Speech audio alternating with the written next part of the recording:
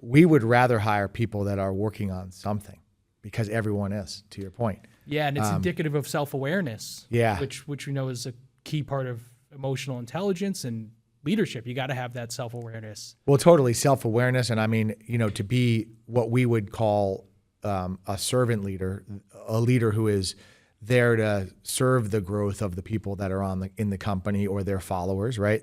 Whether they're direct reports or not. I mean, the idea of servant leadership, or that concept, is that the leader works for the people of that organization, so they get better, the company gets better.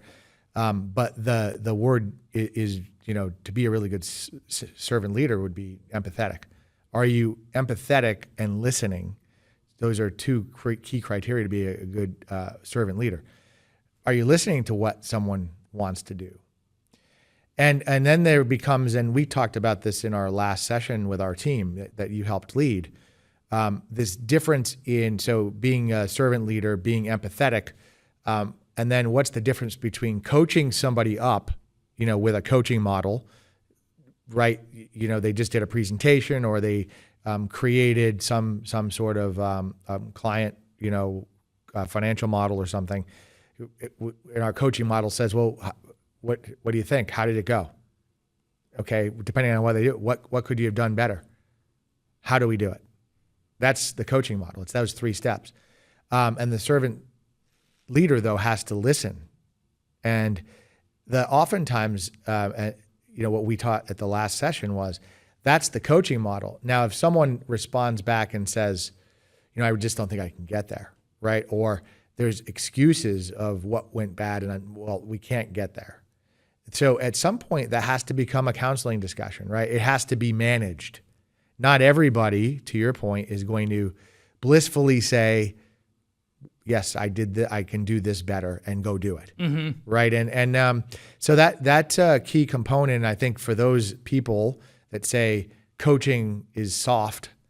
I would argue that at some point they may be right, that maybe not everyone can be coached, and then it becomes counseling. Yes, I agree. I've noticed that with coaching and a lot of the stuff we teach at Real Custom Training, sometimes the resistance is because they think to themselves, well, what if I tried it with this individual? And then they think, no, it wouldn't work there. Therefore, the whole model's flawed. Yeah. But I think those can be kind of the exceptions that might prove the rule. And it's important to know coaching's not going to be the most effective tool in every situation for every employee.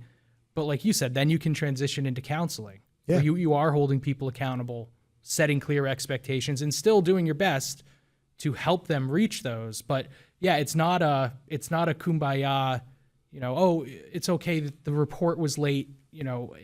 It's not necessarily that, but it's, the report was late. What can we do differently? How can I help you meet these deadlines in the future? Yeah, and if they aren't met, then you have to really deal with it. And there has to be consequences, right, to bad performance. Otherwise, in organizations that are high-performance cultures like ours, which is what you want, right? You want high-performing people who are producing great work for your clients and a great output. That's a high-performance culture. Sometimes we fall down. You have to support that. And then if it's a pattern, then you deal with it, right? And that's the difference between coaching and counseling. But you always start with coaching. How do you make people better? And you give them tools. I know in our company, we've been working with you for the last few years, building leadership modules. We've taught people how to have good counseling sessions, how to have good one-on-one meetings, how to have difficult conversations, and now we've taught them a coaching model. We've taught them situational leadership, and we've taught them how to counsel.